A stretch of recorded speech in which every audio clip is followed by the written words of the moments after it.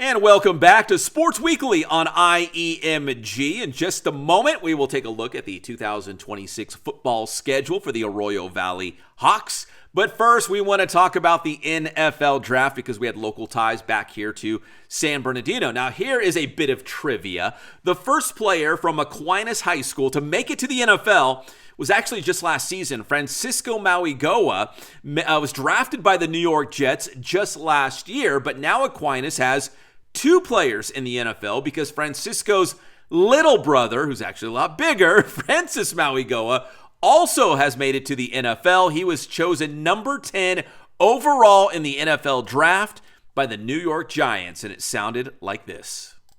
With the 10th pick in the 2026 NFL draft, the New York Giants select Francis Mauigoa, tackle, Miami.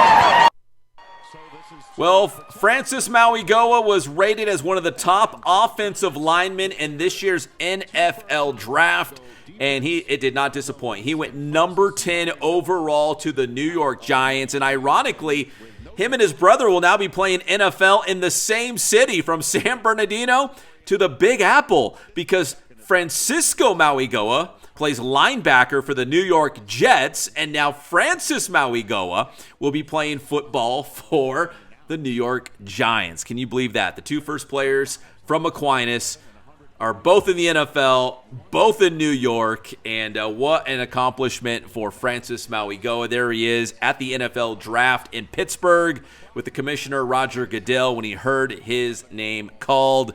Number 10 overall in 2026. But let's rewind back to, 2019.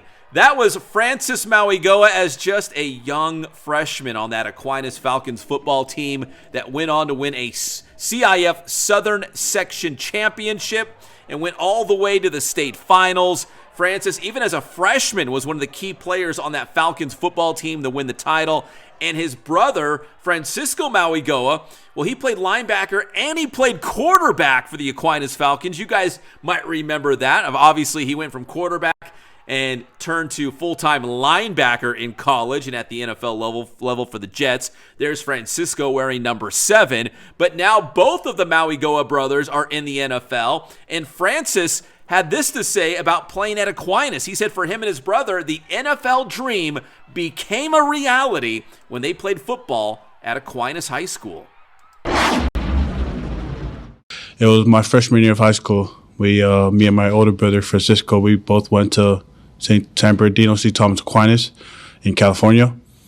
And we were just balling. We were just kids that were hungry for it. And then we got to a point where we understand that we're actually good at something and we can continue forward with it. And we start pushing for greatness. And that's been our goal ever since. A lot of feelings, a lot of emotions.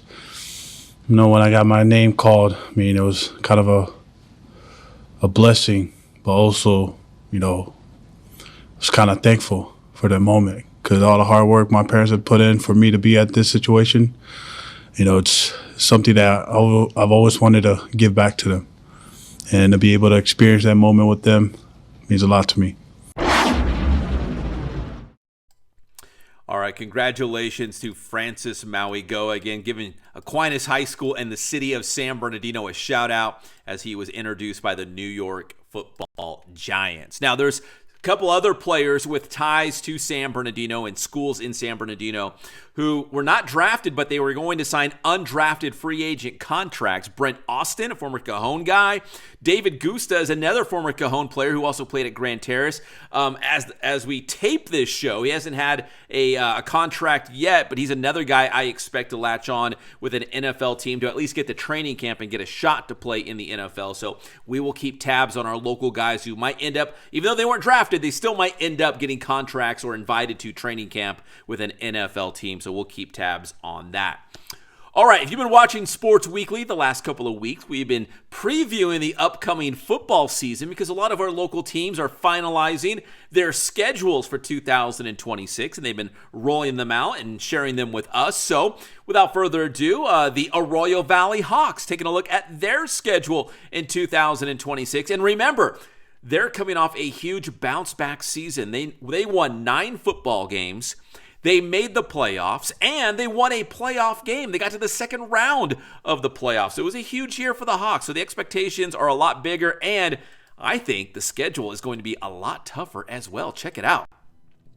Here's the schedule, 2026 for the Hawks. They're going to open up on the road at Colton, on the road at Moreno Valley, home against Citrus Hill, on the road against Diamond Ranch, and home against Pacific. That is a very tough non-league schedule, but I love it for head coach Jesse Siniceros and the Hawks. It's a very competitive schedule. And then you get to Skyline League play, and you'll notice Indian Springs is in there now. San Gorgonio is in the Skyline League, so it looks a little bit different. Rialto's not in there anymore. So the Skyline League looks like this. They'll open up with Fontana, followed by at Bloomington, home against Indian Springs, on the road at Carter, which will be tough, and that Week 10 game against San Gorgonio, that might be for a playoff spot. That might be for a league title. That's going to be a very important game, I think, in that final week of the regular season. So that's the 2026 Arroyo Valley football schedule.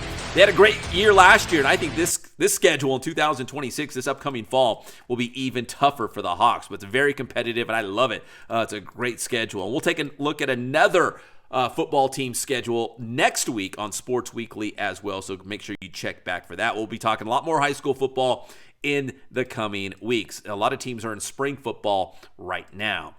And finally, from Arroyo Valley football to, well, some Arroyo Valley tennis. A big Sunkist League match taking on Arrowhead Christian out there at Crafton Hills College. This has been a rivalry match between the Hawks and the Eagles the last couple of years. Very competitive, two of the top programs in the league. But ACA coming out on top of this one, 16-2, a huge win for ACA against Arroyo Valley. And now it's postseason time. We're getting into league finals.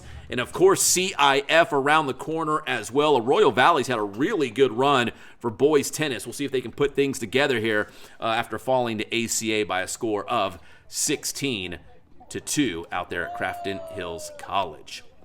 All right, that's going to do it for this edition of Sports Weekly on IEMG. Make sure you give this video a like, subscribe to the channel, and we'll see you next time. I'm Pep Fernandez, and this has been Sports Weekly on IEMG.